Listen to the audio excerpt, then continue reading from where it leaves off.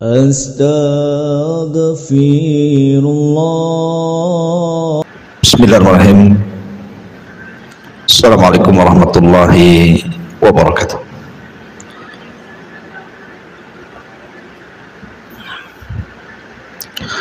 Alhamdulillah wassalatu wassalamu ala Rasulillah wa ala alihi wa sahbihi wa mawalah wa la hawla wa la quwata illa billahi wa ba'du.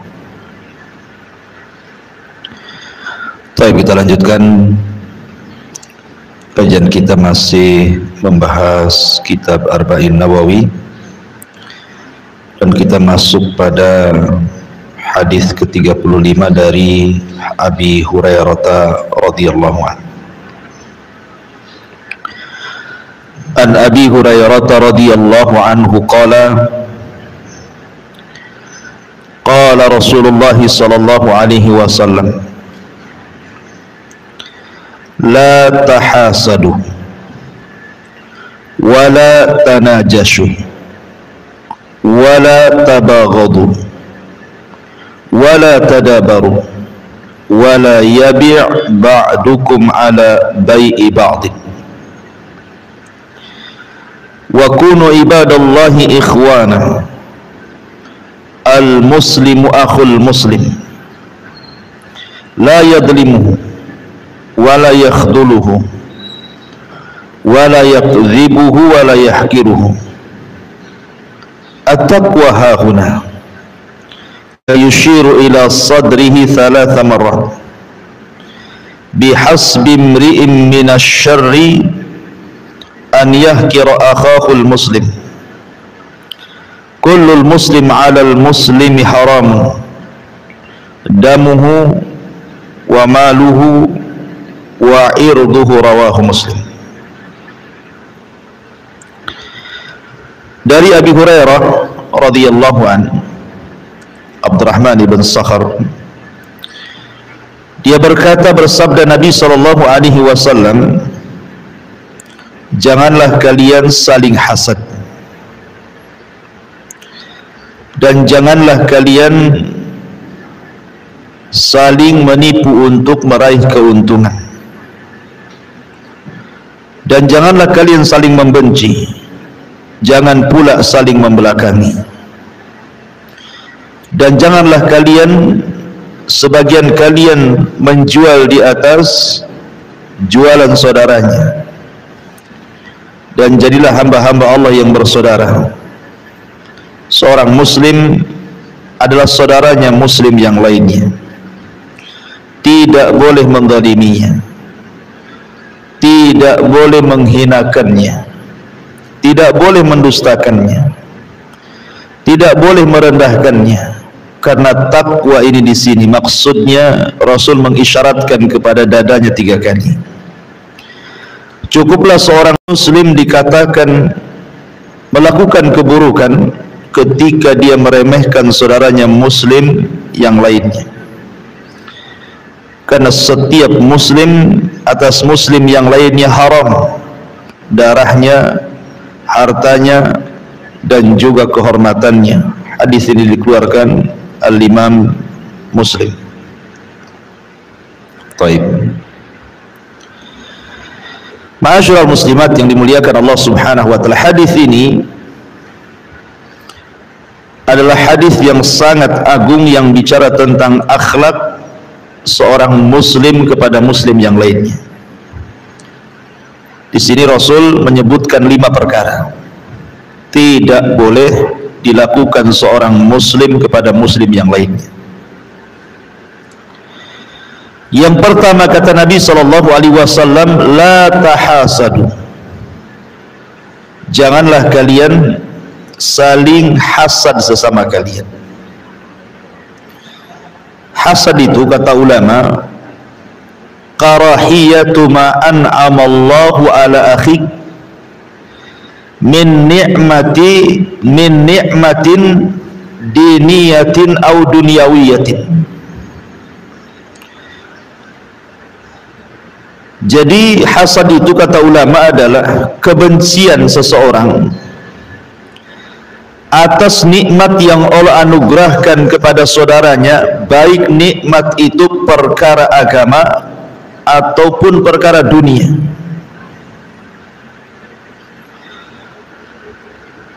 Artinya, kalau seseorang benci dengan orang lain karena orang lain itu dilebihkan agamanya atau dilebihkan dunianya, kemudian dia menghendaki kenikmatan itu hilang dari saudaranya, atau bukan hanya sekedar hilang tapi berpindah kepadanya, maka itulah disebut hasad.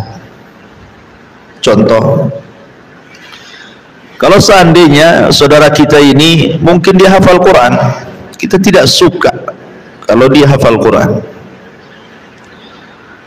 atau kalau melihat saudaranya sudah hijrah menggunakan pakaian-pakaian syar'i, dia tidak suka kalau saudaranya itu seperti itu, maka ini disebut hasad dalam perkara agama. Tapi kalau seandainya dia tidak suka karena mungkin saudaranya kaya, naik pangkat ataupun jabatan, atau saudaranya tidak pernah sakit sehat terus, ataupun memiliki barang-barang yang dia tidak punya, anak-anak yang baik-baik dan dia tidak punya, kemudian dia benci, itu namanya hasad dalam bab dunia. Jadi hasad itu bisa masuk dalam bab agama, bisa masuk dalam bab dunia, seperti para thalabatul ilmi umpamanya di pesantren atau di sekolah-sekolah Islam gitu kan, tidak suka kalau saudaranya lebih cerdas dibandingkan dia, atau masalah urusan dunia, dan ini umum di masyarakat, tidak suka tetangganya lebih kaya dibandingkan dia, lebih sukses dibandingkan dia, maka itu hasad dalam masalah dunia. Dua-duanya terlarang. Kalau seandainya orang ini tidak suka dengan kenikmatan orang, kemudian dia meminta agar kenikmatannya hilang dan berpindah kepada dia, maka ini hasad yang bahaya. Dan lebih bahaya lagi kalau seandainya dia hanya ingin menghancurkan orang saja, dia tidak hendak nikmatnya berpindah kepada dia, tidak, cuman ingin menghancurkan saja dengan kata-katanya, dengan perbuatannya, maka ini lebih bahaya dibandingkan yang pertama. Maka sebaiknya yang kita lakukan adalah jangan pernah melihat orang lain, jangan pernah melihat orang lain, maksudnya dalam urusan dunia. Ditambah-tambah kemudian ditanamkan hasad, karena hasad ini bahaya. Sampai-sampai Muawiyah ibn Abi Sufyan, seorang sahabat Nabi SAW, mengatakan, kullun nas aqdiru ala ridahu illa hasin. Setiap manusia saya sanggup untuk meletakkan keredoanku kepadanya, illa hasid, kecuali orang hasad, aku tidak bisa. Kalau yang lain bolehlah saya maafkan, saya ridho dengan dia walaupun mungkin dia jahat, tapi orang hasad aku tidak bisa. Karena orang hasad itu susah tobatnya. Contoh umpamanya, iblis dikeluarkan dari sorga itu karena apa, Bu? Karena hasad. Dimana ketika Allah Subhanahu wa ta'ala menciptakan Adam alaihi salam, dilebihkan banyak keutamaan dibandingkan iblis. Adam diciptakan dengan kedua tangan Allah, Adam ditiupkan ruh langsung oleh Allah, kemudian Adam diajarkan ilmu-ilmu oleh Allah, kemudian para malaikat disuruh sujud pula kepada dia, kemudian dimasukkan pula ke dalam sorga, kemudian diciptakan pula pasangannya. Apa enggak panas tuh hati si iblis tuh? Makanya dia hasad, ya. Sebab itulah iblis berusaha untuk mengeluarkan nikmat yang Allah anugerahkan kepada Adam. Maka dibuatlah macam-macam was-was, akhirnya berhasillah iblis itu menghancurkan Adam. Akhirnya sama-sama diusir dari surga. Apakah kemudian kita katakan kepada iblis, ya sudahlah saya maafkan aja lah iblis itu, mudah-mudahan dia berubah, begitu kan? Mungkin iblis berubah? Nggak mungkin ya. Iblis tidak akan berubah. Sama halnya dengan orang hasad. Orang hasad tidak akan berubah. Makanya tidak perlu dipedulikan orang hasad itu. Makanya Muawiyah bin Abi Sufyan mengatakan, saya sanggup untuk mengikhlaskan kejahatan orang, kecuali hasad. Orang hasad nggak mungkin saya maafkan. Kenapa Muawiyah ngomong begitu? Kenapa? Fa innahu la yurdihi illa zawala. Karena niatnya orang hasad itu cuma satu, macam mana menghancurkan orang itu saja. Dia nggak ada niat lain. Dengan berbagai macam cara dia menghancurkan orang itu. Bagaimana caranya? Itulah niat dia. Makanya susah untuk tobat. Makanya Muawiyah sendiri susah untuk memaafkan orang hasad itu. Karena jelas gitu ya bahayanya hasad itu, sulit untuk tobat. Padahal sebagian ulama salaf mengatakan apa? Ma ra'aitu zaliman madluman. Aku tidak pernah melihat ma ra'aina zaliman madluman. Kami tidak pernah melihat, kata para ulama salaf, orang zalim tapi hakikatnya dia dizalimi. Dia sedang zalim tapi sebenarnya dia yang dizalimi. Itulah orang hasad. Orang hasad kan menzalimi orang karena apa? Ingin menghancurkan kenikmatan orang kan? Itu kan zalim. Tapi hakikatnya dia sedang menzalimi sendiri. Kenapa? Karena dia tersiksa hatinya. Orang hasad itu tidak pernah tenang hidupnya. Malamnya nggak bisa tidur, cari trik-trik, cara-cara bagaimana kemudian dia mengucapkan sesuatu atau melakukan sesuatu untuk menghancurkan orang. Sebenarnya dia sedang tersiksa itu. Makanya kata para ulama, kami tidak pernah melihat ada orang yang menzalimi padahal dia sedang dizalimi. Paham ibu ya maksudnya? Karena orang yang dizalimi, terkadang kan kita ini tidak tahu siapa yang hasad kepada kita. Ya kita biasa-biasa saja kan yang dihasadi itu. Kita bangun rumah ya bangun, beli mobil ya beli mobil kan, itu kan. Kita tidak tahu tetangga sebelah suka nggak suka. Artinya kita ini tenang-tenang saja. Yang nggak tenang siapa? Yang hasad. Dia sedang menzalimi kita, tapi dia pula yang tersiksa gitu maksudnya. Sementara kita yang dizalimi rasanya diam-diam saja, biasa-biasa saja. Nah, itulah makanya ulama mengatakan kepada orang hasad itu, kami tidak pernah melihat orang zalim padahal dia sedang dizalimi. Maksudnya menzalimi diri sendiri. Ya. Itulah bahayanya hasad. Makanya Nabi SAW sangat mewanti-wanti soal hasad ini. Nanti kita jabarkan, kita akan jelaskan dulu secara makna global dulu. Kemudian yang kedua, wala tanajashu. Janganlah kalian saling tanajus. Apa sih tanajus itu? At-tanajus adalah an yazida fi silah, ay fi thamaniha, fil munadati wa huwa la yuridu shira'aha wa innama yuridu naf'al ba'i awil idrari bil mushtari. Tanajus ini adalah seseorang menambah harga pada barang yang akan dijualnya, baik menguntungkan penjual atau menguntungkan pembeli dengan cara melakukan penipuan. Jadi ini tanajus ini lebih dalam bab jual beli, baik menguntungkan penjual, baik menguntungkan pembeli, tetapi keuntungannya diraih dengan cara menipu.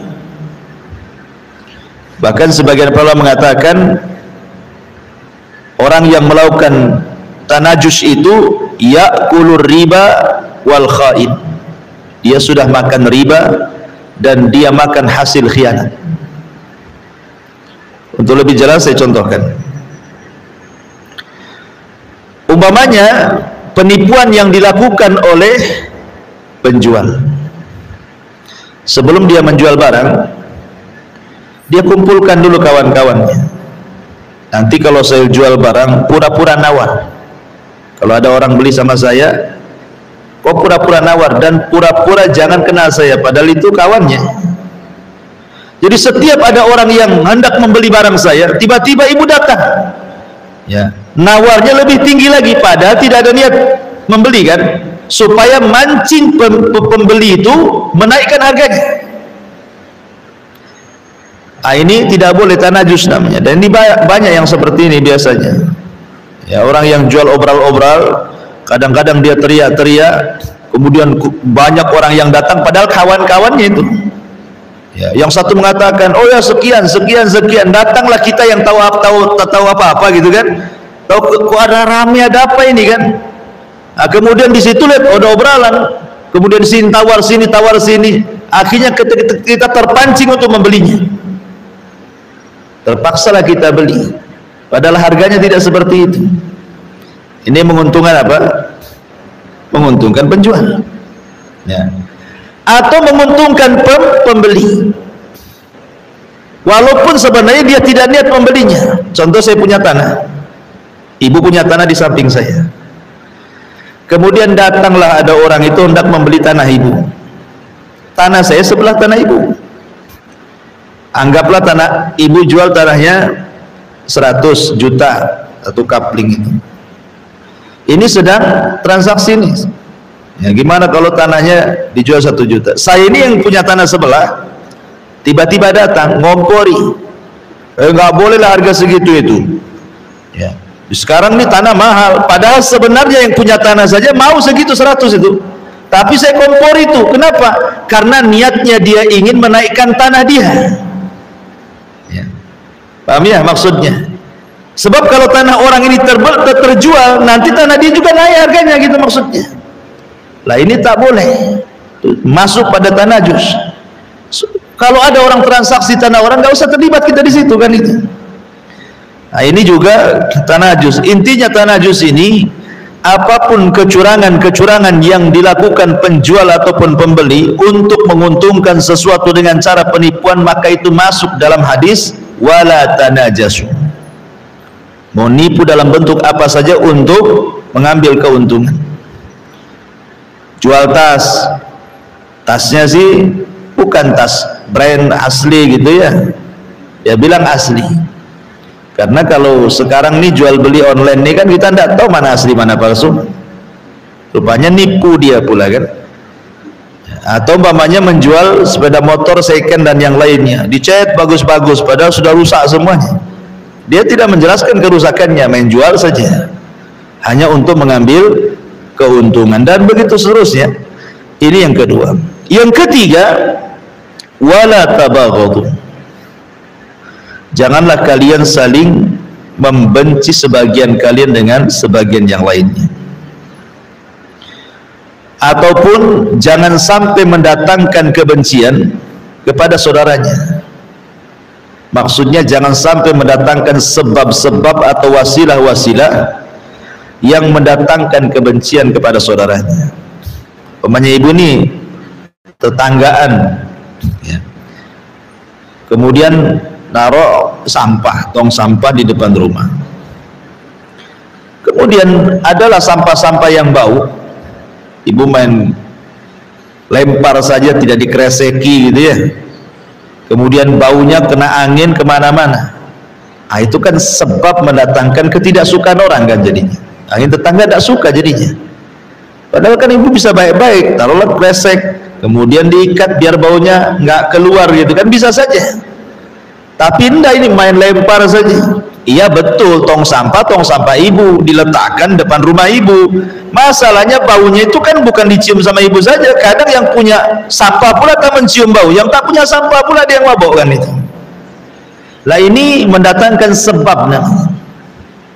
Atau langsung tidak ada sebab-sebab, ya, ibu ikut campur masalah orang, jadi ibu tidak suka lah orang yang diikut campuri masalah orang itu. Emang ibu siapakah ikut campur masalah saya kan itu ya? Jadi tidak boleh mendatangkan sebab-sebab wasilah ataupun secara langsung kemudian mendatangkan hal-hal yang orang tidak suka dengan kita. Itu disebut tabaghut. Dan ini paling banyak di masyarakat. Ya. Orang yang memancing-mancing ketidaksukaan orang. Makanya kenapa dalam Islam itu kita disuruh untuk saling mencintai. Karena ini lawan daripada saling membenci. Kata Nabi SAW, maukah kalian sesuatu yang bisa memasukkan kalian ke dalam surga? Kemudian Rasul mengatakan, afsus salam bainakum, sebarkan salam di antara kalian. Karena salam itu mendatangkan al-hub, perasaan cinta. Sementara lawan daripada cinta itu benci. Maka tidak boleh saling membenci. Ma'asyiral muslimat yang dimuliakan Allah Subhanahu wa taala, nanti kita akan jabarkan. Kita masuk pada poin yang keempat. Wala tadabaru, dan kalian jangan saling membelakangi, memberikan punggungnya. Dan ini biasa terjadi pada keluarga. Seperti memutus silaturahim. Ya. Namanya saudara benci dengan saudaranya, seseorang benci dengan pamannya, dengan bibinya, entah masalah apa, kita tidak tahu. Tapi ketika kemudian sudah tidak suka, saling membelakangi, tidak mau nelpon, ya kan, tidak mau nyapa, kadang-kadang diblokir nomornya, itu sama juga tadabur tuh. Intinya nggak mau ketemu sebenarnya tadabur itu, karena tidak suka gitu ya. Ataupun mungkin dalam dunia yang lebih lebar lah, contoh yang mudah lah, ibu lah, mungkin ada sesama pengurus pengajian tidak suka, akhirnya gara-gara tidak suka dengan satu orang, tak mau pula hadir di pengajian. Kenapa tidak hadir di pengajian Ustaz Abu Merah? Saya tidak benci dengan Abu Merah, itu tuh ada si fulanah tuh di situ tuh, ya, tidak suka saya nengoknya itu, nengok dia mual aja katanya. Nah, itu kan, nah, itu namanya tadabur tuh. Ya, dia tidak suka ketemu orang. Nah, ini bahaya juga. Kemudian juga karena tadabur ini sebenarnya sama dengan muadah, dia menanamkan permusuhan. Tadabur itu sama dengan menanamkan permusuhan. Kemudian yang nomor 5 yang terakhir, wala yabi ba'dukum ala bai'i ba'din. Janganlah kalian menjual di atas jualan orang lain.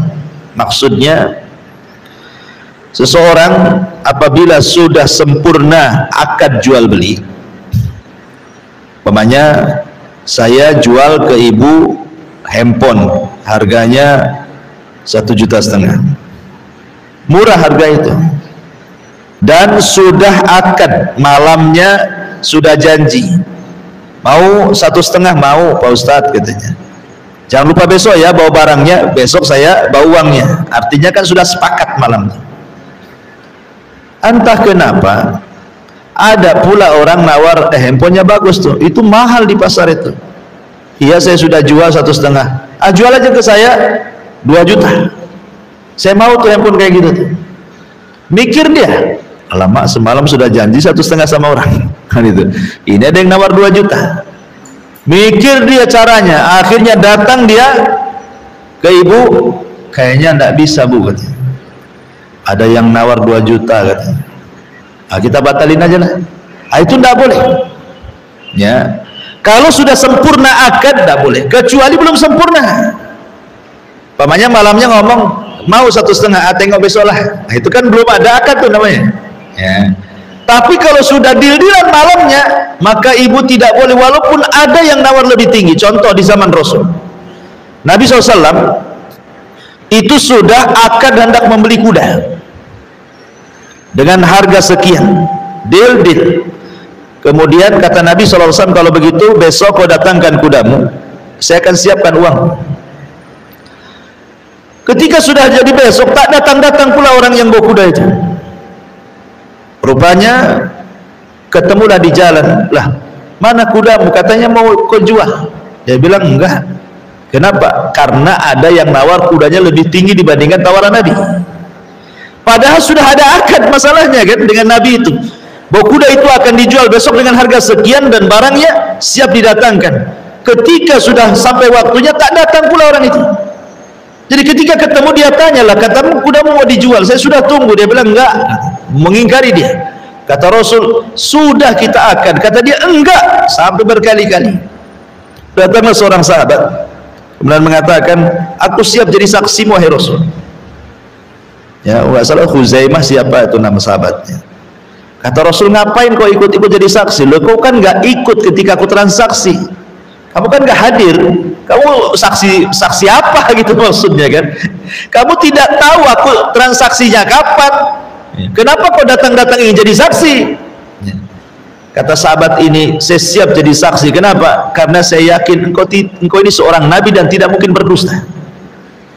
Ya, artinya yang punya kuda itu yang berdusta.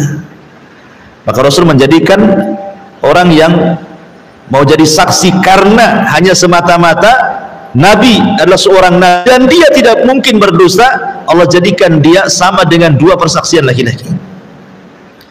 Syahidnya di sini apa?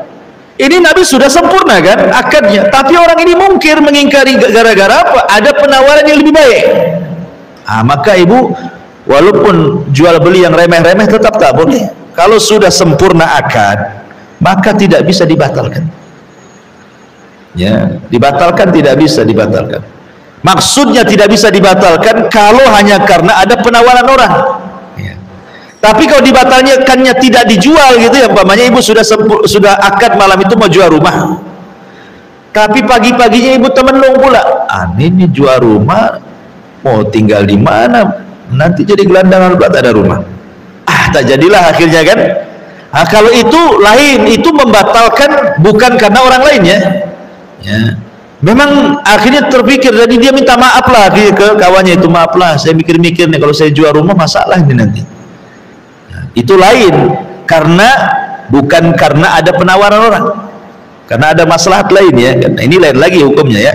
Ya, jadi hal-hal yang seperti ini walaupun perkara-perkara remeh tetap tidak boleh dilakukan seorang muslim. Kenapa? Di sini Allah Subhanahu wa Rasul SAW katakan, wa kunu ibadallah ikhwana.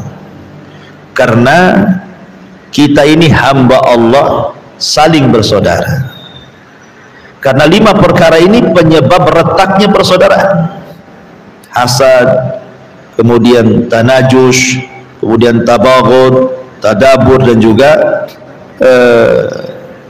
bai' ba'dikum ala bai' ba'din. Ini 5 perkara ini yang menghancurkan ukhuwah Islamiyah. Kemudian Nabi SAW menguatkan lagi di sini tentang pentingnya persaudaraan ini. Al muslimu akhul muslim. Ingat, seorang muslim itu saudaranya muslim yang lain. La yadlimuhu, tidak boleh menzalimi. Tidak boleh seorang muslim menzalimi orang lain. Sampai pun kezaliman dalam keluarga tidak boleh. Tidak boleh ibu zalim sama anak-anak. Dengan cara apa? Meletakkan sesuatu bukan pada tempatnya atau memilah-milih anaknya dan mendolimi yang lainnya. Ya, karena di zaman Rasul ada yang seperti itu. Ada orang tua anaknya banyak, tapi yang disenangi itu mungkin satu orang saja, karena mungkin dia cerdas, dia soleha, dia soleh apa gitu kan. Akhirnya si dia saja yang dikasih hadiah, yang lain pula tidak. Mungkin niatnya baik, mengasih pelajaran anak-anak yang lain supaya niru yang dapat hadiah itu supaya baik gitu kan. Tapi ini tidak adil. Makanya dilaporkan kepada Nabi SAW. Kemudian kata Rasul, i'dilu fi auladikum, berbuatlah adil pada anak-anak kalian. Artinya sampai kepada masalah orang tua kepada anak, ya kan, itu saja diatur, apalagi kalau dia seorang pemimpin sebuah negara, maka keadilan itu diperlukan. Ya, makanya kenapa Syekhul Islam Ibnu Taimiyah mengatakan Allah akan menolong sebuah negara yang pemimpinnya adil walaupun negara itu kafir, dan Allah tidak akan menolong sebuah negara yang pemimpinnya zalim walaupun negara itu Islam. Sampai Ibnu Taimiyah mengatakan seperti itu. Makanya Nabi SAW dia berbuat adil. Dia kalau melihat pemimpin yang adil walaupun orang kafir tetap dipuji oleh Nabi. Contoh umpamanya ketika Rasul mengizinkan hijrah para sahabat kemana? Ke Ethiopia. Kata Nabi SAW, hijrahlah kalian ke Ethiopia, karena di sana ada seorang raja adil, tidak pernah zalim sama rakyatnya. Ya. Nabi SAW mengatakan di sana ada seorang raja adil, walaupun itu raja Ethiopia itu Nasrani. Ya. Raja Ethiopia itu Nasrani, Ashama ibn Abjur atau dikenal dengan Najasyi, itu Nasrani. Tapi karena dia adil, tetap Rasul mengatakan dia adil. Itulah keadilan Nabi SAW. Jadi dalam Islam itu sangat dihajatkan keadilan dan sangat dibenci kezaliman. Sampai-sampai Nabi SAW mengatakan kepada Mu'adz saat diutus ke Yaman apa? Fattaqi da'watal madlum. Hati-hati doa orang yang kezalimi. Kan itu ya? Kenapa? Karena doa dia dengan Allah itu tidak ada penghalang. Sampai-sampai Imam Dzul Qayyim mengatakan, walaupun yang dizalimi itu orang kafir, maka Allah akan bersama orang kafir itu. Bukan karena kekafirannya, tapi karena dia di samping orang yang dizalimi. Allah tidak suka dengan kezaliman. Ya, makanya di sini seorang muslim mengatakan dengan muslim yang la yadzlimu, tidak boleh saling menzalimi. Wala yakhdhuluhu, tidak boleh juga kemudian merendahkannya. Yakhdul itu artinya kita tidak mau menolong saudara kita yang muslim. Sudah tahu nih orang saudara kita ini lagi susah dan kita bisa membantunya, dibiarin aja. Itu sama dengan merendahkan dia. Ya. Minimalnya kalau tidak bisa menolong secara materi, doalah. Kasih doa yang baik kan. Kalau memang kita tidak bisa bantu dia, masa doa saja tidak bisa? Doakan nggak bayar gitu ya, hanya mendoakan saja, doa aja nggak mau, itu bakhil. Nah, itu sama dengan merendahkan, tidak boleh. Kemudian wala yakribuhu, tidak boleh kemudian memberikan kabar dusta. Maksudnya yakribu itu tidak boleh menyampaikan kabar dusta kepadanya, atau dalam riwayat yukadzibuhu, mendustainya. Jadi ibu bercerita, kabar itu kabar hoax, ceritakan pula sama kawannya, tahu hoax itu kan. Nah, kemudian wala yahqiruhu, ini yang paling bahaya, jangan pernah meremehkan orang, karena meremehkan itu adalah alamatul kibri, tanda dari sombongnya orang. Ingat ketika Rasul bersabda tentang al-kibru, kata Nabi SAW, al-kibru batarul haqqi wa ghamdun nas. Sombong itu menolak kebenaran dan menganggap orang lain rendah. Dan Nabi SAW bersabda, al-kibriya'u ridai, sombong itu adalah pakaian. Faman naza'ani wahida minhuma qadhaftuhu finnar. Kata Nabi SAW, barang siapa yang berusaha menyamaiku dalam hal ini, maka aku akan lempar orang itu ke neraka. Jadi sombong itu sifat Allah, jangan ada pada sifat manusia. Tidak boleh merendahkan orang itu. Makanya Rasul mengancam, la yadkhulul jannah man kana fi qalbihi mithqalu dzarratin min kibrin. Tidak akan masuk surga seseorang yang dalam hatinya penuh dengan kesombongan. Kemudian Nabi SAW menjelaskan kenapa kita tidak boleh sombong. Karena at-taqwa hahuna, takwa itu di sini, kata Rasul. Kenapa Rasul mengatakan setelah melarang tidak boleh sombong, kemudian Rasul mengatakan takwa di sini? Orang sombong itu, Bu, merasa dia lebih tinggi dibandingkan orang. Ya, orang sombong itu merasa lebih tinggi dia derajatnya dibandingkan orang lain. Sementara dalam Islam itu barometer orang itu di atas orang adalah dengan takwa. Inna akramakum indallahi atqakum. Orang yang paling mulia di antara kalian itu adalah orang yang paling takwa. Itulah caranya Islam mengunggulkan satu orang dengan yang lainnya. Ya.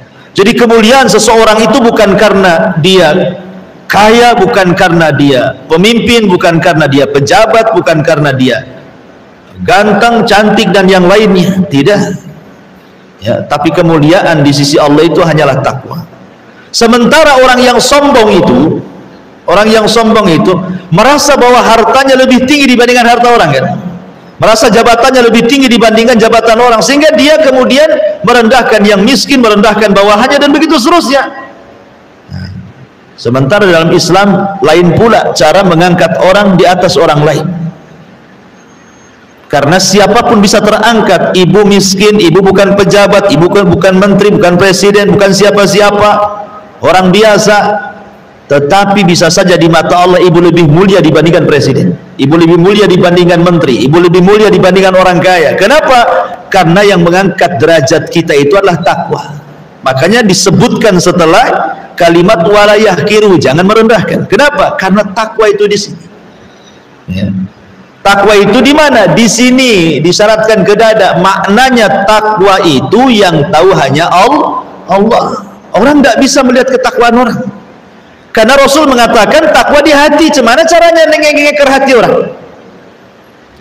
Sehingga takwa itu tidak bisa dilihat dari penampilan. Nampak bercadar, cadarnya pula banana. Nampak pula bajunya bagus. Takwa nih tidak bisa juga.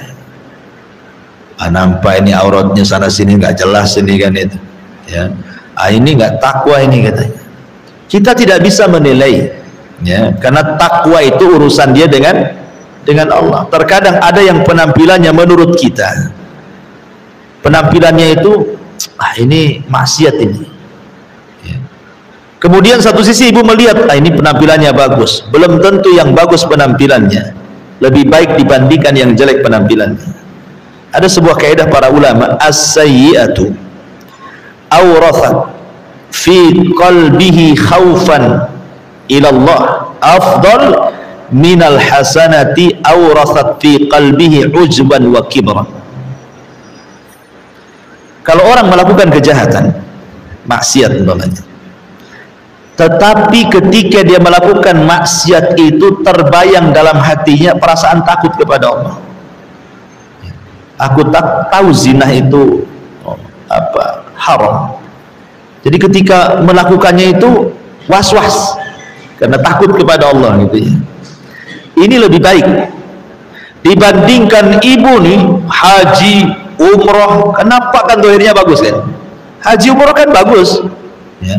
Atau bangun masjid, atau bangun madrasah, bangun pesantren, tetapi kebaikan yang ibu lakukan itu mewarisi dalam hatinya ujban wa kibran, melahirkan ujub, kebanggaan, dan kesombongan. Lebih baik mana gitu ya? Ini orang ini maksiat, tapi dalam hatinya penuh dengan rasa takut kepada Allah, was-was kalau melakukan maksiat. Yang satu pula zahirnya melakukan ibadah, ketaatan, tapi untuk riya, sombong, ujub gitu maksudnya ya. Maka yang pertama jauh lebih baik dibandingkan yang kedua. Makanya jangan pernah melihat penampilan orang, ya. Takwa itu dalam hati. Nah, itu maksudnya di situ, ya. At-taqwa hahuna. Ya tentu jangan kemudian diambil kaedah, kemudian ya sudahlah saya copot jilbab, copot ini, copot ini, yang penting takut, bukan begitu. Ini kan bicara tentang makom perbandingan orang. Jangan mudah menilai orang itu dengan serampangan gitu maksudnya. Boleh jadi mungkin yang zahirnya tidak seperti ibu, jilbabnya masih jilbab layangan, kalau kena angin ya terbang-terbang pokoknya kan, ya. Tapi boleh jadi dalam hati sebenarnya ingin hijrah, ya. Daripada ibu yang sudah bercadar udah mentang-mentang lebih suci dibandingkan orang, nah, itu bahaya, ya. Ini jangan sampai tertanam seperti itu. At-taqwa hahuna, takwa itu di sini. Kemudian Nabi SAW mengisyaratkan ke dadanya 3 kali. Kemudian Nabi SAW menegaskan lagi, maksudnya ingat, kemuliaan orang itu bukan dari harta, bukan dari pangkat, bukan dari jabatan, bukan dari kegantengan, kecantikan, dan begitu seterusnya. Bihasbi mri'im minasyarr, kata Rasul. Ingat, cukuplah orang itu dianggap jelek, berdosa, an yahkira akhahul muslim, ketika selalu merendahkan saudaranya dan mengangkat dirinya lebih tinggi dibandingkan saudaranya. Kemudian Rasul SAW mengingatkan, ada batasan-batasan seorang muslim itu tidak boleh dirusak.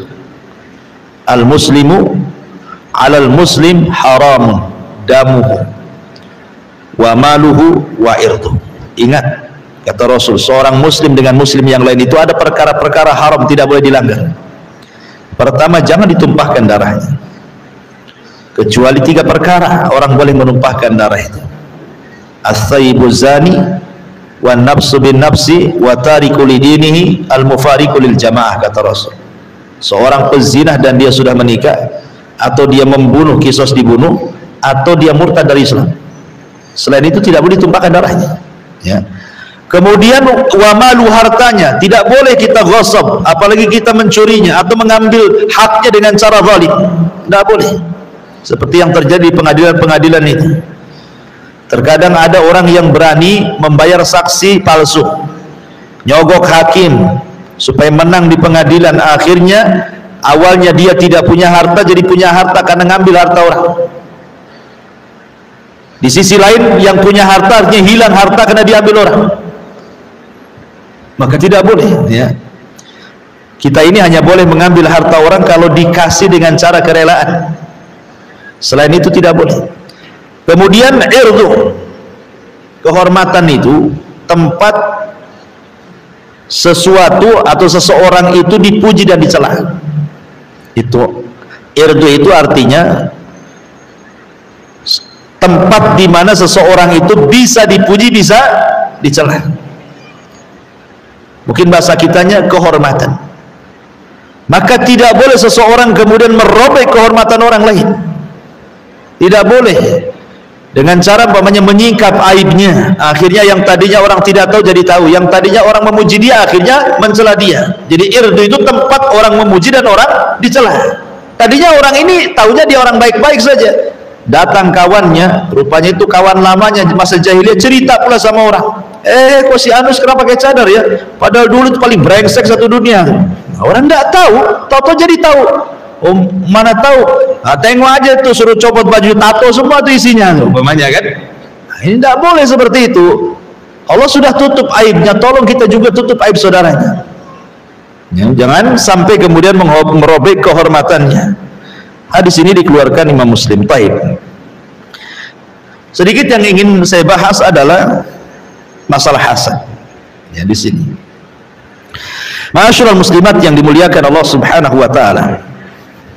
Bicara sedikit soal hasad.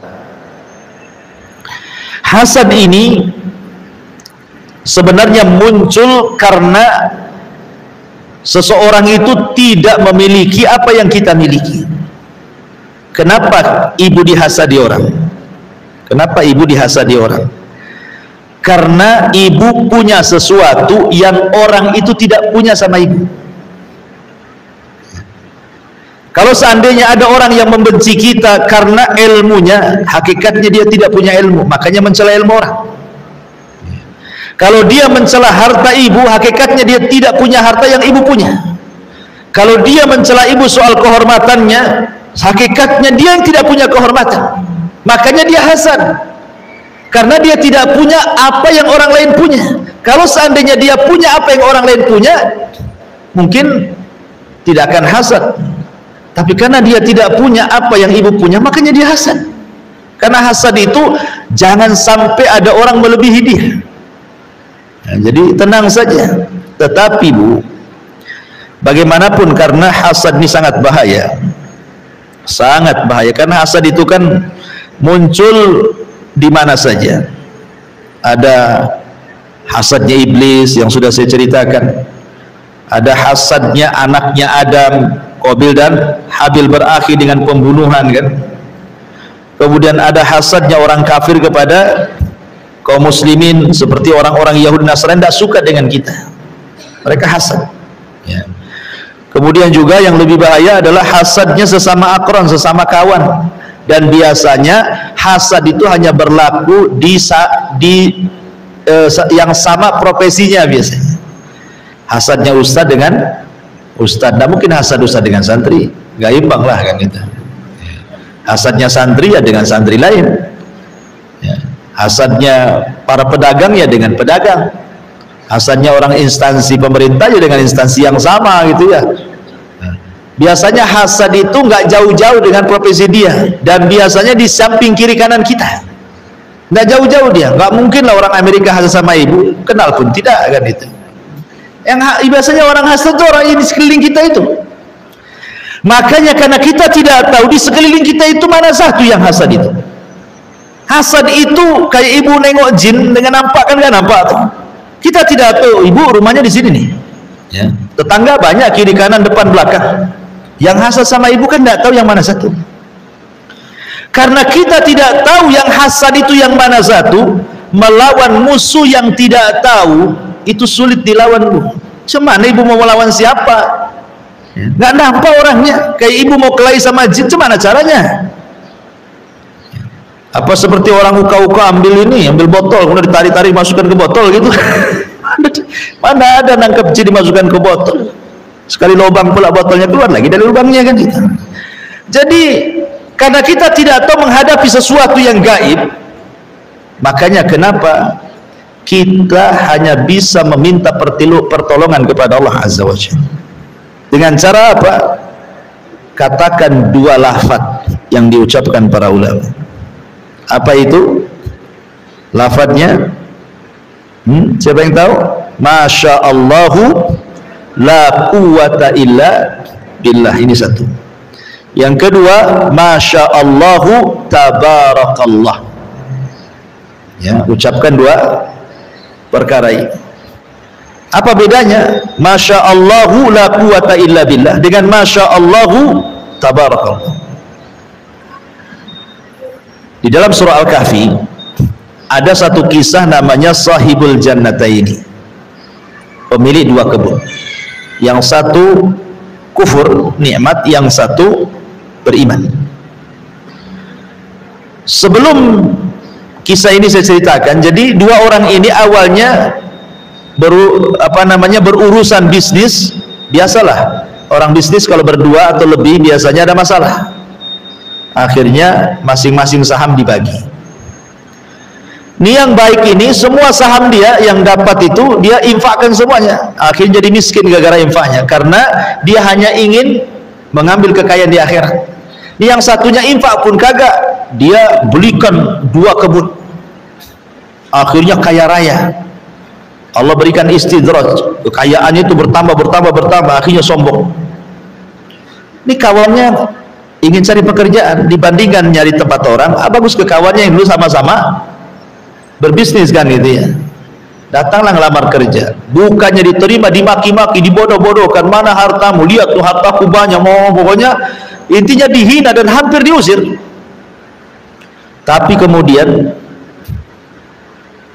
orang ini ingin menyombongkan diri kepada kawannya. Sebelum kau pergi, ayo kita lihat kebunku katanya. Akhirnya dia masuk kebun, rupanya sudah terbakar semua kebunnya. Kata saudara yang beriman, cobalah kalau kau setiap masuk kebunmu mengatakan Masya Allahu la quwata illa billah, tentu tidak akan hancur kebun. Akhirnya hancur. Dari sini kata para ulama, maka kalau ibu diberikan nikmat, mungkin punya kebun, banyak tanamannya, banyak pohon-pohon buah-buahannya, atau ibu punya rumah baru dibangun cantik, atau baru beli mobil gitu ya, atau punya anak soleha dan soleh, ganteng-ganteng, pokoknya nikmat apa saja ya. Maka ibu katakan Masya Allah la quwata illa billah, supaya tidak hancur kenikmatan itu. Gunanya apa Masya Allah la quwata illa billah ini? Maksudnya biar kita tidak ujub ya, dengan mengucapkan kalimat itu supaya kita tidak ujub, tidak sombong dengan nikmat itu. Kenapa? Karena tidak ada daya dan kekuatan kecuali milik Allah. Saya kaya itu karena Allah yang kasih, bukan karena saya cerdas, karena saya kuat, bukan. Banyak orang kuat tidak kaya, banyak orang cerdas dia miskin ya. Artinya bahwa kalau bukan karena daya dan kekuatan Allah, tak ada apa-apanya kita. Maka jangan sombong. Beda dengan perkataan Masya Allah tabarakallah, ini namanya melawan hasad dengan lawannya. Karena kita tidak tahu yang mana satu yang hasad, lawanlah hasad dengan lawannya.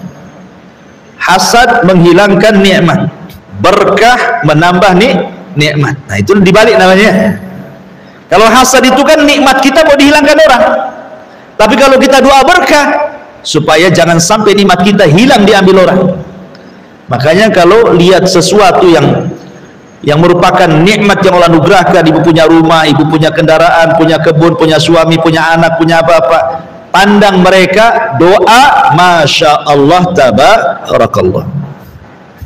Paham ya? Itulah bedanya antara Masya Allah la quwata illa billah dan Masya Allah tabarakallah. Dua-duanya ibu ucapkan. Yang satu melawan hasad, artinya melawan orang. Yang satu melawan hawa nafsu, supaya jangan sombong, supaya jangan ujub. Dua-duanya penting, karena dua-duanya kalau dilanggar bisa hilang nikmat kita ya. Ini yang harus dipahami soal hasad. Kenapa demikian? Karena hasad itu ada erat kaitan dengan penyakit mata. Bukan penyakit mata maksudnya belean gitu, bukan. Itu bisa disembuhkan dengan install tuh ya. Maksudnya penyakit mata di sini adalah penyakit sihir yang keluar dari mata-mata jahat, di mana mata-mata jahat itu keluar dari hasad, sehingga banyak setan di matanya. Mata setan ya, mata jahat, dan itu bisa menghancurkan orang. Itu bagian daripada sihir. Kalau dia suka dengan barang orang, kemudian hasad, nanti barang yang dia suka dan tidak bisa dimiliki, hancur itu barang itu. Makanya penting, kalau apalagi Bu, kalau ibu buat undangan, entah acara walimah, acara akikah, atau undangan makan gitu ya, itu kalau ibu makomnya mengundang orang ramai, kita tidak tahu yang datang itu ada yang hasad atau tidak, namanya ramai orang. Otak orang itu beda-beda, walaupun semua sama jilbabnya hitam ya kan, semua jilbabnya hitam, belum tentu otaknya putih semua, jangan sama dengan jilbabnya hitam semua kan. Jadi karena makomnya orang ramai itu, lebih lagi ibu berdoa, lebih lagi berdoa seperti ini. Kalau ibu mau lihat, pemanya ibu lagi undang orang ramai-ramai, ibu tataplah keramaian orang itu, ibu katakan Masya Allah tabarakallah, supaya nanti ini dari semua orang yang ibu undang itu, mata-mata hasad itu tidak merusak nikmat. Ini kan nikmat, ibu lagi ngundang orang kan, nikmat nih ya. Jadi itu sebenarnya yang paling utama ibu lakukan sebelum nyambut-nyambut yang lainnya itu, supaya jangan ada orang hasad di situ.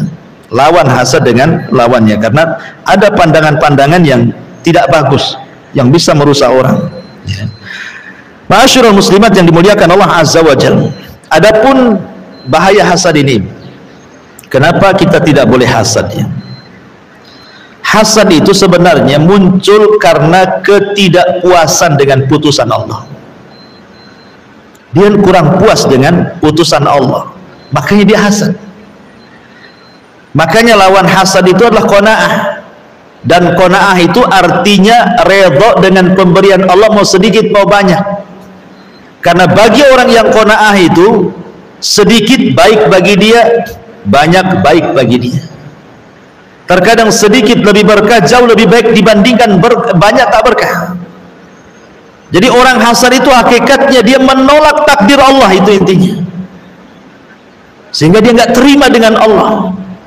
Kenapa aku gini kok orang begitu, gitu maksudnya. Makanya dia hasad, kenapa aku saja, kenapa orang enggak? Akhirnya dia mulai hasad sama orang. Ini dampak nih, bahayanya hasad itu adamur ridha bi qada illahi azza wa jalla. Dia enggak ridha dengan putusan Allah. Kemudian yang kedua, dampak hasad itu sebenarnya karena ujub. Jangan sampai ada orang yang lebih dari dia, sehingga akhirnya dia hasad. Jangan sampai satu kampung ini ada yang lebih kaya daripada saya. Kalau ada orang yang lebih kaya daripada saya, dia akan cari isu-isu yang lainnya supaya hancur kekayaan orang.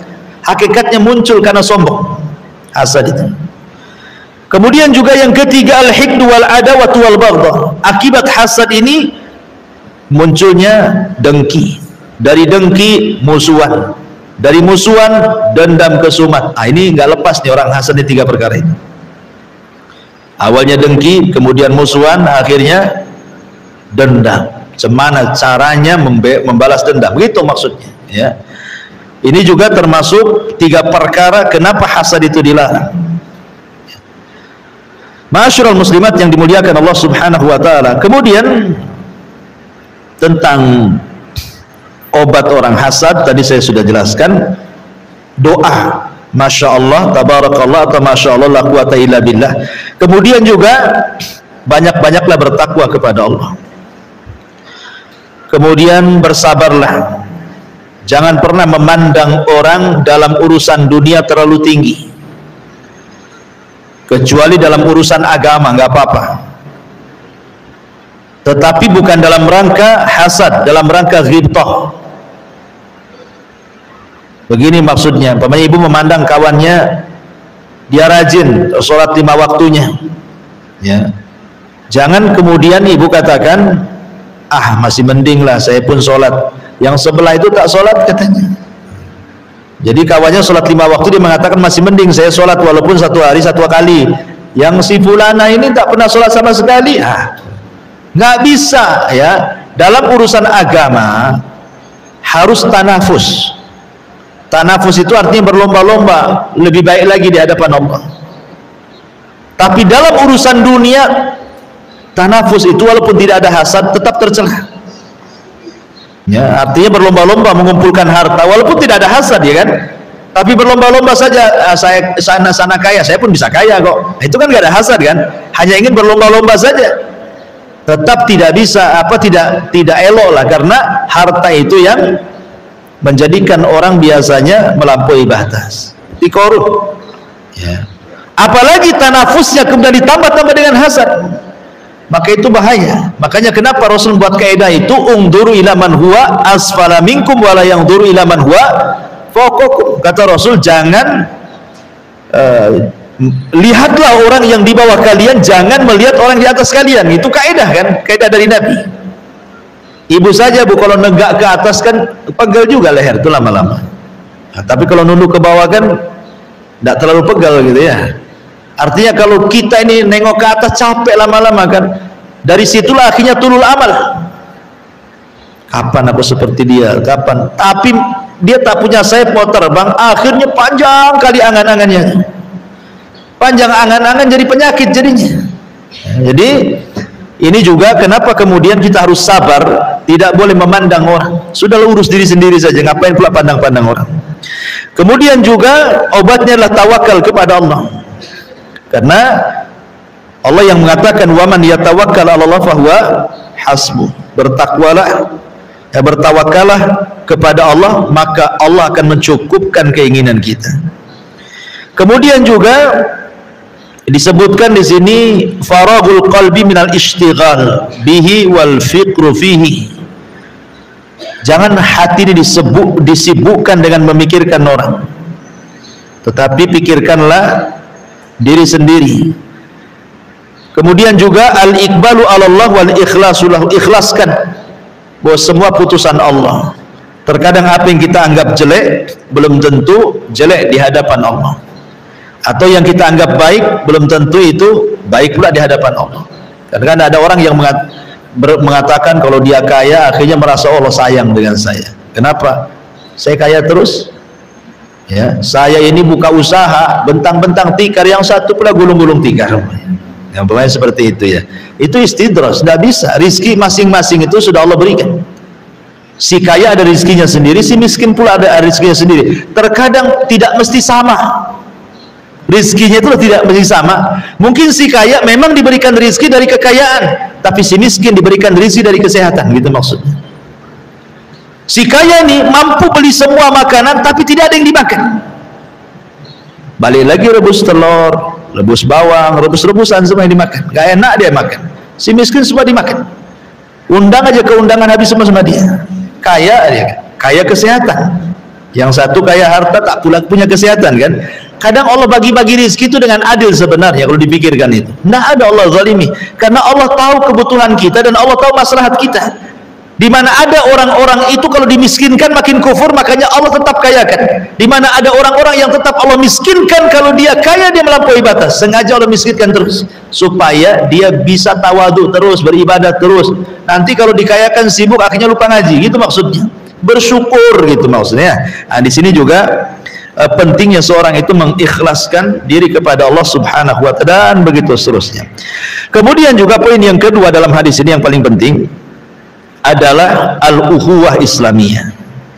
Ukhuwah Islamiyah. Ukhuwah Islamiyah ini adalah wazimnya, Bu. Kalau orang ingin berusaha untuk bersaudara dengan muslim yang lainnya, karena ikatan Islam itu jauh lebih kuat dibandingkan ikatan nasab, Ibu ya.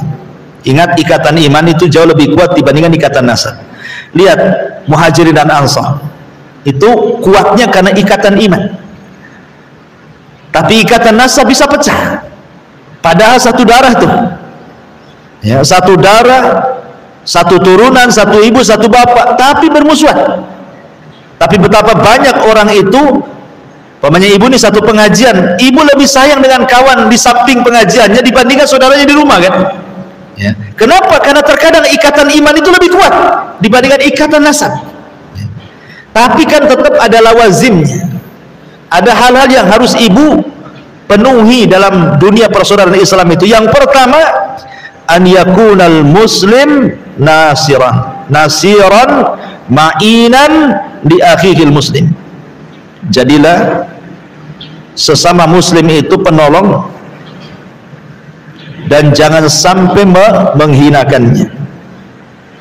Sebagaimana Rasul mengatakan, unsur akhaka zaliman au madluman, tolonglah saudaramu yang berbuat zalim dan tolonglah saudaramu yang terkena zalim. Maksudnya menolong saudaranya yang berbuat zalim, cegah kezalimannya. Umpamanya ada saudara kita mau buat jahat, nasihati, janganlah, jangan, sabar gitu ya. Ibu nasihati, saya udah nggak tahan nih katanya, ini waktunya itu, mumpung ada depan saya orangnya, kata ibu didorong-dorong, jangan. Nah, kadang-kadang apa ini ada kezaliman kan? Nah, itu namanya tolong saudaranya. Atau mungkin ibu diundang ke rumah kawan makan-makan, mulailah jadi majelis ghibah, dari majelis makan itu jadi majelis ghibah tuh. Nah, ibu tahu ini zalim, lagi zalim sama orang, nah, ibu nasihati, janganlah, bertakwalah, jangan ghibah lah kan gitu ya. Nah, jadi itu namanya menolong orang zalim. Kalau menolong orang yang dizalimi, ya tadi mungkin dia zalimi, hartanya diambil, akhirnya dia nggak bisa makan, ya kasih pekerjaan, kasih sedekah. Nah, itu namanya menolong orang yang dizalimi. Kemudian yang kedua, alla yadlim al muslimu akhan bi ayyi nau'in min anwa'iz zulmi wa in qalla. Berusaha untuk tidak menzalimi muslim yang lainnya walaupun dengan kezaliman yang sangat-sangat kecil. Seminimal mungkin tidak melakukan kezaliman walaupun perkaranya kecil. Walaupun ibu hanya, maaf pamannya, ibu naik mobil nih, naik mobil kan, kadang-kadang kan mungkinlah ibu ini entah ada kotoran di pipi, main ambil tisu dilap gitu kan, mentang-mentang di mobil kalau kaca lempar aja tuh keluar ya. Atau ibu beli cilok gitu kan, makan di mobil, udah habis ciloknya dibuang pula lah di kaca mobil itu, apanya itu, jari-jarinya tuh ya kan. Akhirnya kan orang yang lewat situ entah kena orang kan, atau kasihan lah itu yang tukang sapu-sapu jalan tuh, harusnya dia nyapu sedikit, gara-gara sampah ibu dibuang jadi banyak kan, ibu zalim lah. Memang perkara remeh itu kan, biarin nanti kan ke bawah angin katanya kan, enak kali ngomong gitu ya. Jadi walaupun masalah kecil, janganlah kemudian menzalimi saudaranya. Kasihan tukang sapu jalan itu, ini perkara kecil. Atau mamanya ibu depan rumah nih, nampak ada lubang di depan rumah kan, ibu sendiri tersakiti dengan lubangnya, apalagi orang yang lewat situ, malah sengaja pula ibu, bukan polisi tidur, dibuat yang tengkurap tuh bu ya. Kalau tidur kan landai itu, yang tengkurap ini agak tinggi pula itu. Saya pernah lewat di Bengkong mana tuh, waktu masih mobil saya sedan itu kan pendek tuh, sekali saya pelan-pelan, rupanya mobil di tengah-tengah polisi tidur nih, polisinya pula lebih tinggi daripada mobilnya, langsung terduduk, nggak bisa ya. Tapi kalau kita turun mau dia, kalau kita naik anjlok lagi mobilnya, aduh kacau nih ya. Itu pernah mengalami ya. Jadi itu termasuk dosa sosial sebenarnya itu, nggak boleh kayak gitu ya. Ya Kalau memang ada maslahatnya, iyalah, pamannya banyak anak sekolah di situ, lalu lalang gitu kan. Tapi itu pun jangan tahu-tahu tinggi-tinggi pula kan. Jadi jangan sampai kemudian seseorang mendatangkan kezaliman kepada orang lain. Kemudian yang ketiga min lawazimil ukhuwah Islamiyah adalah an yarhama ba'duhum ba'dha. Berusaha menyayangi yang satu dengan yang lainnya. Karena permisalan seorang muslim dalam hal kasih sayang itu kata Rasul, mathalul jasadil wahid, seperti jasad yang satu, idza ishtaka minhu udhun tada'alahu sairul jasadi bis-sahari wal humma. Apabila sakit salah satu anggota badan, maka akan sakit semua badannya dengan tidak bisa tidur dan demam. Dan Rasul mengatakan al-muslim lil muslimi kal bunyan yashuddu ba'duhu ba'dha. Seorang muslim dengan muslim yang lain seperti bangunan, mengokohkan satu dengan yang lain. Kemudian yang nomor 4, an-nushu, memberikan nasihat. Fadzakir in nafa'ati dzikra, berilah nasihat, peringatan. Ya, jikalau peringatan itu bisa bermanfaat. Ya. Kemudian juga yang kelima, raddus salam, mengucapkan salam. Karena mengucapkan salam ini satu di antara 6 hak yang Nabi SAW katakan, ahaqqul muslim ala muslim situn. Seorang muslim dengan muslim yang lain itu harus memiliki 6 hak. Salah satunya adalah raddus salam, menjawab salam. Karena menjawab salam hukumnya wajib, kalau menyampaikan hukumnya sunnah saja. Tapi kalau ibu dengar saudaranya mengucapkan salam, ibu tidak mau jawab, berarti ibu ini ada masalah. Karena begini Bu, salam itu bagian daripada yang menimbulkan rasa sayang. Berarti kalau tidak mau jawab salam, seolah-olah ibu punya kedengkian dengan orang yang mengucapkan salam.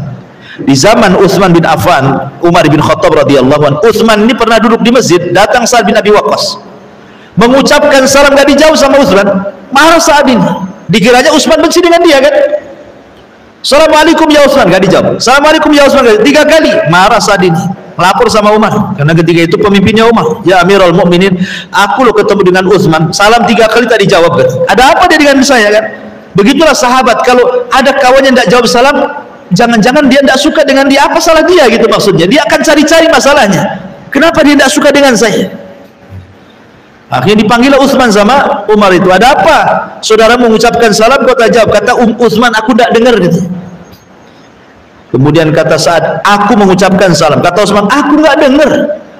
Loh, aku loh keras-keras mengucap salam. Memang aku nggak dengar. Wah, itu dipaksa-paksa. Ya. Akhirnya kemudian kata Umar, sini Utsman. Ya. Kata Umar, kenapa kau tak mau jawab salam? Kata Utsman, saya nggak dengar.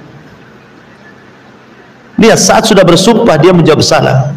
Artinya kalau sudah sumpah kan harus diterima.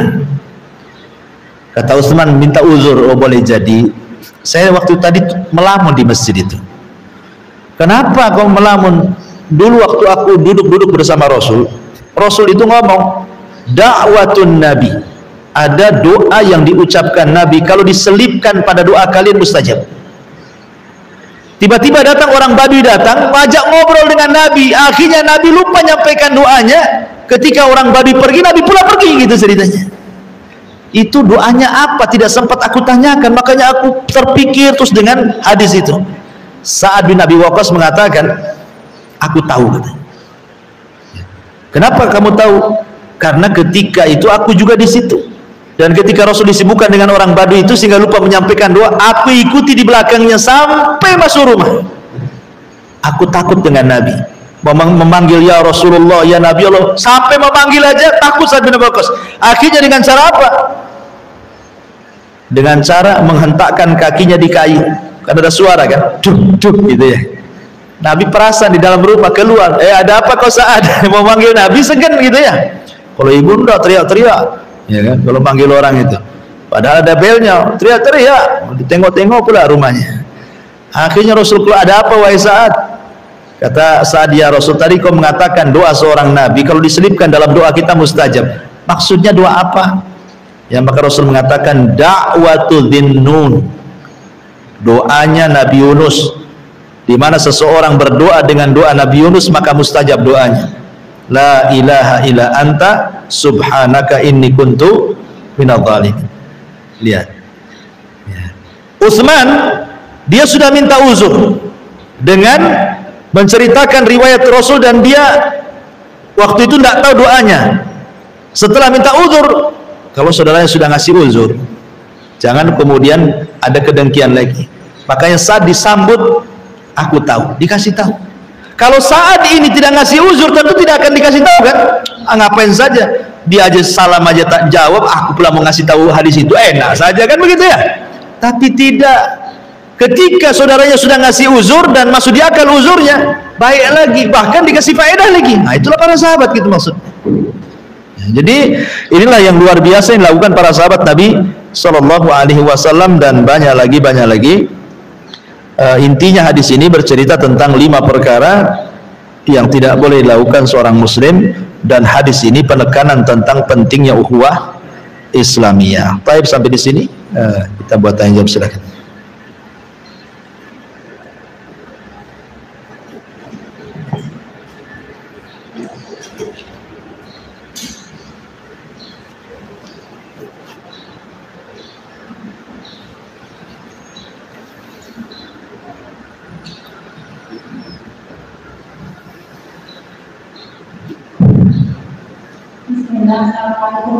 Waalaikumsalam warahmatullahi wabarakatuh. Tadi ada pembahasan awal kita katakan kita tidak boleh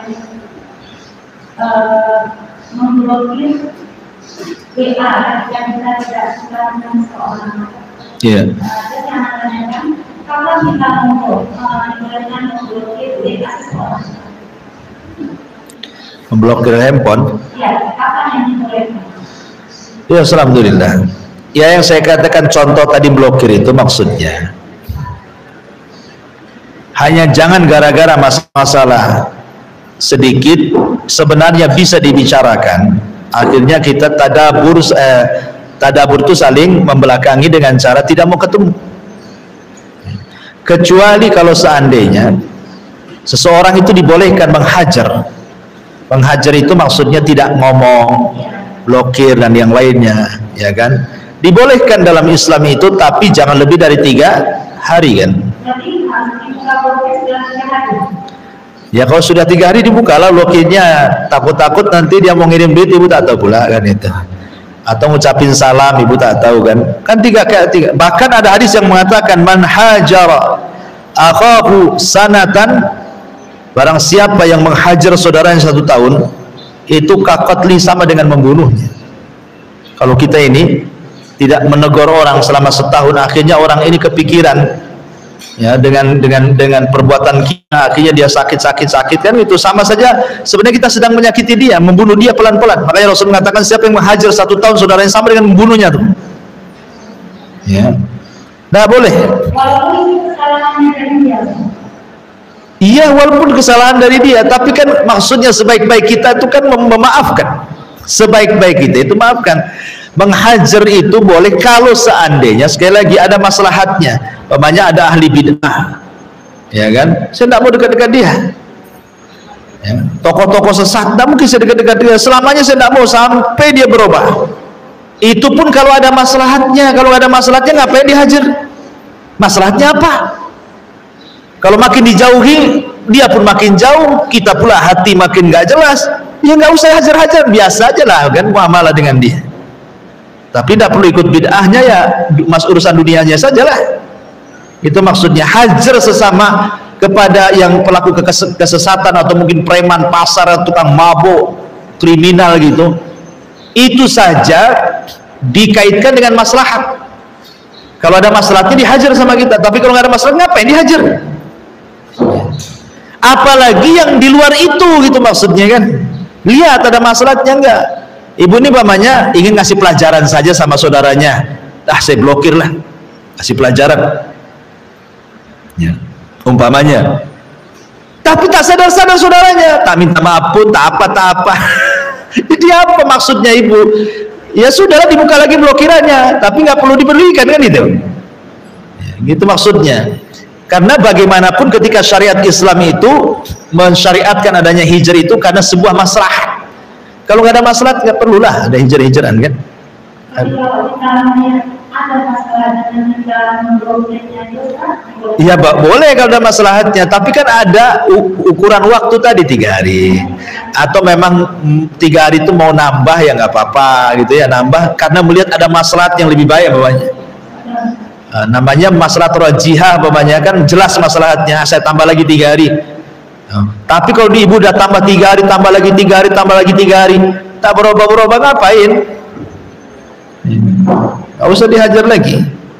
Kalau mamanya nggak ada maslahatnya, biarkan saja gitu maksudnya. Yang kedua sekalian, Iya. ini kejadiannya baru ya kan? Jika seseorang membawa berita kepada kita Ustaz dan menyampaikan kepada kita bahwa dia mengatakan begini Ustaz, kamu itu jangan terlalu sok, jangan terlalu senang. Apa kamu tidak tahu di sekeliling kamu itu sesungguhnya banyak orang yang membenci, banyak orang yang tidak suka, banyak orang yang sulit anak-anak dikatakan demikian ya Ustaz. Kamu ada tutup mata dengan keadaan sekeliling.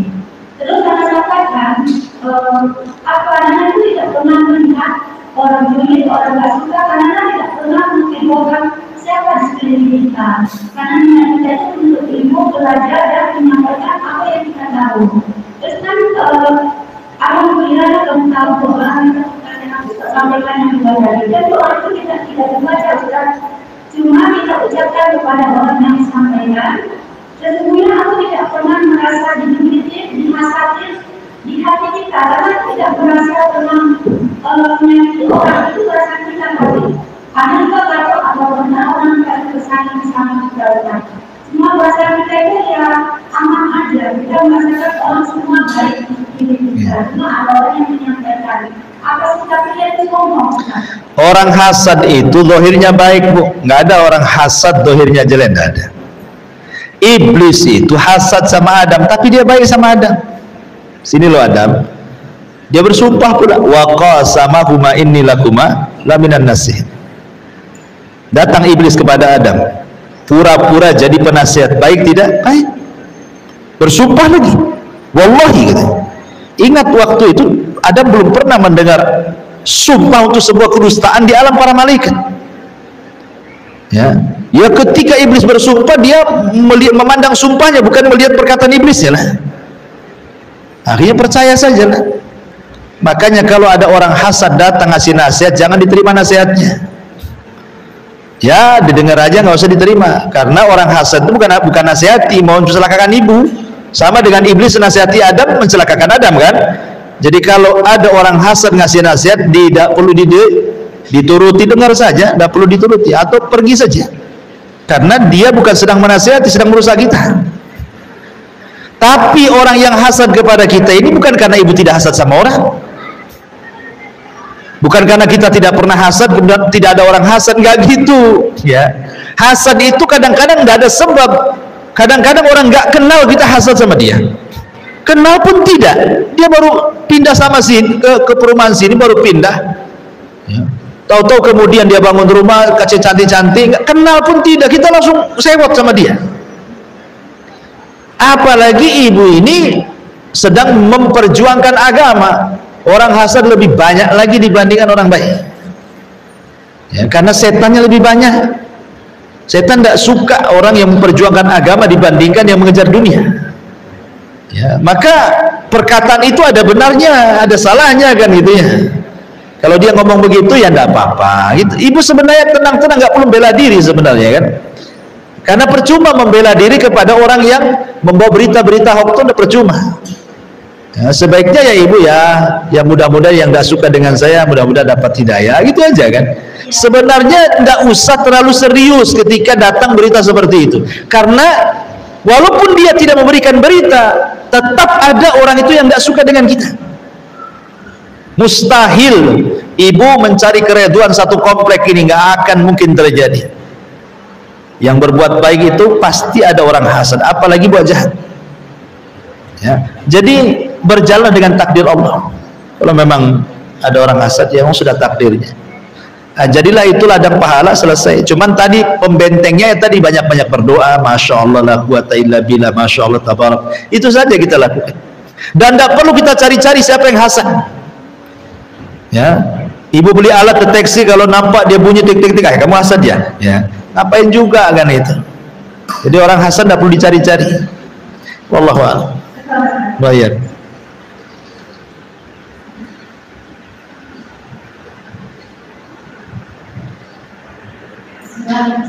Ya. Kalau tanya tentang jual beli, kita misal dalam satu kompleks ini ada mungkin kayak rumahan di sebuah rumahan ada 3 orang yang berjualan sama harga rumah besar. Jadi 3 orang ini tadinya menjual dengan harga yang sama. Terus kalau satu orang ini mendapat kalau orang jual beli keluarkan yang satu dengan harganya langsung. Jadi dapat harga yang lebih murah daripada 2 orang ini. Jadi 3 orang ini kalau ini simpulan dengan jualan yang sama barangnya. Jadi otomatis semua pelanggan itu akhirnya yang harganya lebih murah lagi. Terus salah satu dari orang yang jualannya dengan harga yang masih standar ngomong lo yang jual murah ini jangan kamu jatuhkan harga pasar. Jadi dagangnya dibolehkan atau yang standarnya langsung menjatuhkan harga pasar itu kan? Kembali ke niat, Bu. Kembali ke niat. Kalau jualannya memang ada niat menjatuhkan pasar, ya masuk pada hadis ini. Yang jualnya loh ya. Ya. Tapi kalau tidak ada niat, itu memang salah satu trik bisnis. Ya, biar cepat laris nggak apa-apa lah, untung sedikit tapi ada hasilnya tiap hari. Nggak ada niat menjatuhkan, nggak ada masalah. Apa masalahnya? Kecuali mang ibu seperti gaya-gaya para pembisnis sengaja ada yang rugi duluan. Saya itu punya cerita, ada kawan cerita itu. Jadi dia buka minimarket, sebenarnya rugi itu. Jadi setiap bulan itu kerugiannya itu bukan puluhan juta, ratusan juta. Bahkan dia sudah perkirakan sekian M itu dalam sekian tahun dia rugi. Tapi kerugiannya itu untuk menjatuhkan minimarket sekitar situ sebenarnya. Karena ketika kemudian para pelanggannya ke situ semua, akhirnya tidak ada lagi yang jual ke tempat orang lain gitu kan. Akhirnya dia pun lama-lama kolab kan, nggak buka lagi. Nah, ketika mamanya yang lain kolab, baru dia naikkan. Supaya untung yang sudah, rugi yang sudah hilang itu diambil lagi. Karena ada yang sistem bisnis seperti itu. Ini tidak boleh itu ada niat menjatuhkan. Ya, tapi kalau mamanya ibu nih hanya trik jualan saja, sebenarnya sih kalau saya jual untungnya 2.000 3.000 itu sebenarnya lumayan. Kalau tingkat keuntungan satu hari yang beli 100 orang 200 orang itu sebenarnya adalah masuk gitu ya, baik dari modalnya atau keuntungannya, ya tidak apa-apa. Ya, karena sebenarnya tidak menjatuhkan, cuma ibu dapat untung sedikit aja kan itu. Kan itu. Yang satunya pula rakus karena untungnya ingin banyak. Ya. Tapi kalau ibu pemain baru ya di situ ya harusnya kerjasama lah sesama pedagang-pedagang herbal atau sama pedagang-pedagang yang lainnya ya kan. Itu lebih baik lagi sebenarnya. Ya. Wallahu a'lam.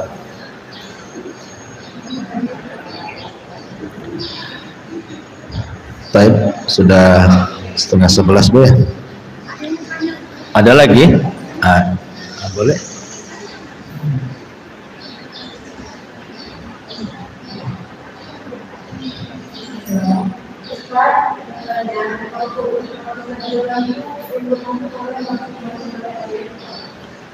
Keuntungan maksimal dalam jual beli berapa gitu ya? Wallahu alam. Sebenarnya ulama tidak mentarget harus sekian tidak, karena masalahnya kalau untung tinggi kan harga juga tinggi, yang beli juga mikir kan itu ya. Namanya ibu sama-sama jual handphone yang mereknya sama, yang lain jual 1 juta, ibu 10 juta, biar untungnya 9 juta, kira-kira ada yang beli nggak gitu maksudnya? Ya mungkin kemungkinan 2 gitu ya, yang beli itu gila gitu ya, atau mabok dia kan nggak tahu juga, karena kalau terlalu tinggi kan logika pun nggak akan masuk kan. Makanya sebenarnya tidak ada batasan mengambil keuntungan seberapa, tidak ada batasan. Walaupun ada sih sebagian ulama yang membatasi, tapi semua tidak berdasarkan dalil. Itu kembali kepada, karena ketika di zaman Rasul kan pernah terjadi pacaklik, akhirnya harga naik semua, semua. Jadi sahabat ini ngeluh sama Nabi SAW, minta sama Nabi itu mematok harga di pasar, karena ini kalau tidak direm harga ini makin tinggi, namanya moneter, barang langka, paceklik gitu ya. Tapi Rasul ketika diminta untuk menerapkan harga, dia tak mau. Dia mengatakan al-musairullah, yang menentukan harga itu Allah ya. Rasul tak mau. Kenapa? Karena aku takut kalau berjumpa dengan Allah ada satu orang pasar saya dolimi, gara-gara saya patok harga, saya mendolimi orang. Biarlah pasar itu berjalan dengan pasarnya. Kan orang pasar paham harga-harga itu kan. Mereka lebih paham. Kecuali kalau dia curang dengan cara apa? Nimbun. Nah, itu memang kan ikhtikar, ada hukumnya, tidak boleh menimbun. Tahu nih mau ada kelangkaan ini, tahun depan dia sudah timbun-timbun pula sekarang. Nah, itu tak boleh. Nah, itu lain ceritanya. Karena memadaratkan kaum muslimin masalahnya, menimbun akhirnya kelangkaan barang. Zaman dulu masih pakai minyak itu kan, untuk kompor itu belum ada gas tuh kan, kadang-kadang langka. Ini yang jual minyak sengaja nimbun nih, ketika langka dinaikkan, atau mungkin gas itu, gas yang 5 kilo kan, dia timbun banyak-banyak, ketika kelangkaan dia jual. Nah, itu nyusahin orang namanya ya. Jadi kalau ada niatnya seperti itu tak boleh. Wallahu a'lam. Ya, saya cukup ya. Subhanaka wa bihamdika asyhadu an la ilaha illa anta astaghfiruka wa atubu ilaik.